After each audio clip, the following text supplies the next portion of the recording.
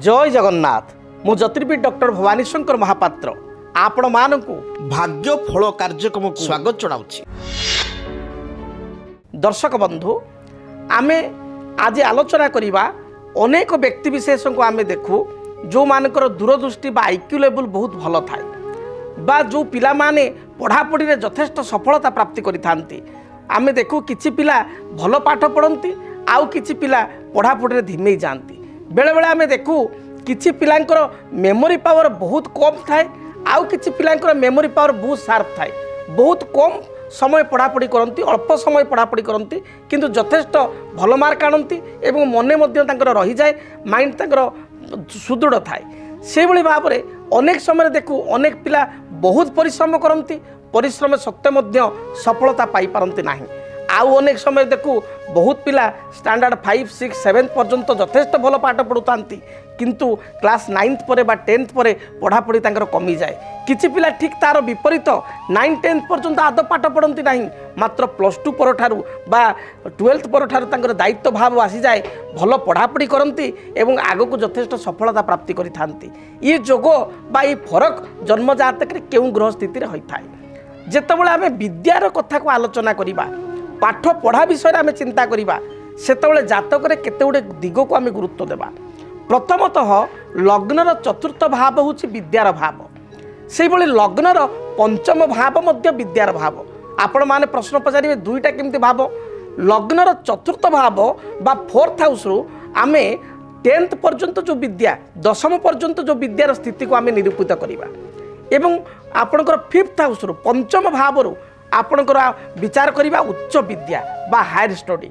+2 पर ठारू जेतले 10th परे पिला मानको ऑप्शन मिलुची, किए आर्ट्स लाइन रे जीवो, किए साइंस रे पढ़िबो, किए कॉमर्स लाइन रे जीवो। सेई ठारू ही +2 ठारू उच्च विद्या आरंभ होउची एवं तापर किए मेडिकल पई प्रिपेयर होबो, किए आपणकर इंजीनियरिंग पई प्रिपेयर होबो, किए आपणकर +3 करिकरी ग्रेजुएशन कंप्लीट करिकरी आपणकर आईएएस ओएएस पईका प्रिपेयर होबो। तेणु तापर विद्या गुड़िक 10th पर जेहेतु ऑप्शनल रोचे आम हाथ में रोचे से हूँ उच्च विद्या। जन्म जातक जदि चतुर्थ स्थान को शुभ ग्रह दृष्टि रही है, चतुर्थ स्थान में शुभ ग्रह रही था, विद्यार्थी 10th पर्यंत यथेष्ट भल पाठ पढ़ी था। से भली जदि जन्म जातक पंचम स्थान को बृहस्पति दृष्टि रही है, पंचमाधिपति बा 5th लॉर्ड जातक गुरु सहित बृहस्पति सहित युक्त होता, विद्याकारक बुध सहित युक्त होता एवं बुध पंचमाधिपति गुरु जदि जातक कौन सी भाव रे केवल 6th, 8th, 12th को छाड़ी अन्य जो कौन सी भाव जदि एकत्र थांती ताले से विद्यार्थी बा से पिलार उच्च विद्यारे यथेष्ट सफलता प्राप्ति होता है। पंचमाधिपति बा 5th लॉर्ड उच्च विद्यार अधिपति जदि जातक उच्चस्थ थांती, पंचमाधिपति गुरु सहित युक्त होता, जदि अशुभ ग्रहंकर दृष्टि पंचम भाव को न थाए ताले एपरि स्थिति रे उच्च विद्यारे विद्यार्थी माने सफलता अर्जन करिथांती। जो लाइन रे पितामाता आग्रह करिथांती बा पिलांकर जो लाइन रे आग्रह थाए से लाइन रे ही से कैरियर करिथांती एवं सफलता प्राप्ति करिथांती। ठीक तार विपरीत जदि पंचम स्थान रे केतु रही जांती, जदि पंचम स्थान रे राहु रही जाती, जदि पंचम स्थान को केतु बा राहुंकर स्थिति दृष्टि रहिबा सहित शनिंकर दृष्टि थाए, ए परिस्थिति रे देखा दिए विद्यार्थी बहुत भल पाठ पढ़ुतांती बा पिलाटीए 9, 10th पर्यंत भल पाठ पढ़ुताए बा दरकार पड़े +2 पर्यंत भल पढ़ुताए।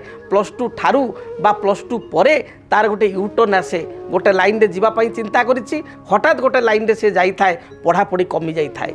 से भली जो विद्यार्थी मान कहा जाए दृश्यते जुज्यते बापी चंद्र जेन बृहस्पति शिरसाम वचनम तस्य धारयन्ति नृपाः तदा। जदि चंद्र जेन अर्थात बुध और बृहस्पति जातक जदि शुभ दृष्टि थाए, परस्पर जदि एकत्र थांती से मेमोरी पावर से विद्यार्थी बहुत भल थाए। ठीक तार विपरीत जदि मंगल जो मानक जन्म जातक विद्यार्थी जन्म जातक मिथुन किंबा कन्या रही जाइछि, मंगल बुध जातक एकत्र रही बा बुधंक प्रति मंगल दृष्टि 4, 7, 8 दृष्टि मंगल ठारू 4th, 7th, 8th दृष्टि होछि मंगलकर। जदि बुधंक प्रति एभली दृष्टि रही मंगल ठारू बुध 4, 7, 8 रे अछंती ताले मेमोरी पावर क्षीण होता है एवं यथेष्ट विद्यार अवनति होता है। तेणु आपण विद्यार्थी बा संतान जातक देखु जदि जातक ग्रहस्थिति भल अच्छी पढ़ापढ़ी निश्चय सफलता पाइबे। जदि जातक पिला भल पाठ पढ़ुला मात्र वर्तमान समय भल पढ़ुना ताले जड़े विज्ञ ज्योतिर्विद सहित परामर्श करूँ, जातक को समीक्षा करूँ। हुए तो जातक ग्रहस्थिति किसी अशुभत्व थी पारे किंबा जातक राहु महादशा, केतु महादशा, शनि रे चंद्र, चंद्र रे शनि, राहु रे शुक्र, शुक्र रे राहु बा किसी विरोधात्मक दशा बा अंतरदशा चली थाई पारे। तार जदि आपण प्रतिकार करेंगे, समाधान करेंगे, सरल ज्योतिष सूत्र अनुसार जदि प्रतिकार करेंगे, निश्चय पिला आगु को भल पढ़ी पार। एवं पितामाता, अभिभावक एवं विद्यार्थी मान कहवाक चाहिए आपण को जातक निर्धारित होता है जे आपण भविष्य को क्यों लाइन में जीवे, क्यों लाइन में पाठ पढ़ले उच्च विद्या अध्ययन कले पूर्ण सफलता एवं पूर्ण कर्म पाइबे। से लाइन में बा से दिगरे आपण जदि उच्च विद्या पढ़ापी प्रयास करेंगे ताले निश्चय सफलता प्राप्ति करेंगे। 18 मई 2025 राहु चलिए मीनरू वक्राचार हो कुंभ राशि। 18 मई 2025 रु 5 डिसेम्बर 2026 पर्यंत राहु रहिबे कुंभ राशि। तेबे राहु केतुंकर चलन आपण को जीवन को किपरि करिवो प्रभावित जानिया पई देखंतु डीटीवी ओडिया। मेष ठारू मीन पर्यंत आपण मान राशि राहु केतु चलन जानतु फलाफल देखंतु केवल डीटीवी ओडिया। देखिबा पई चैनल को सब्सक्राइब करंतु, आपण वीडियो को सर्च करंतु। राहु केतु संपर्क में निज राशि राहु केतु चलन एवं प्रभाव विषय रे आपण जानि परिबे। देखंतु राहु चलन केवल डीटीवी ओडिया।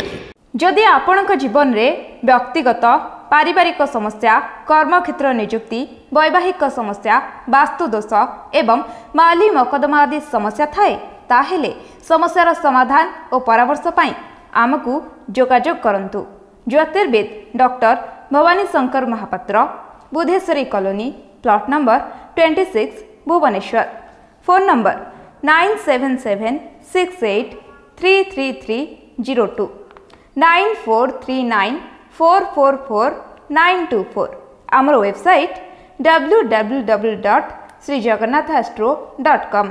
डीटीवी ओडिया देखिवा पई सब्सक्राइब करंतु एवं बेल आइकन को मध्य दबाई दियंतु।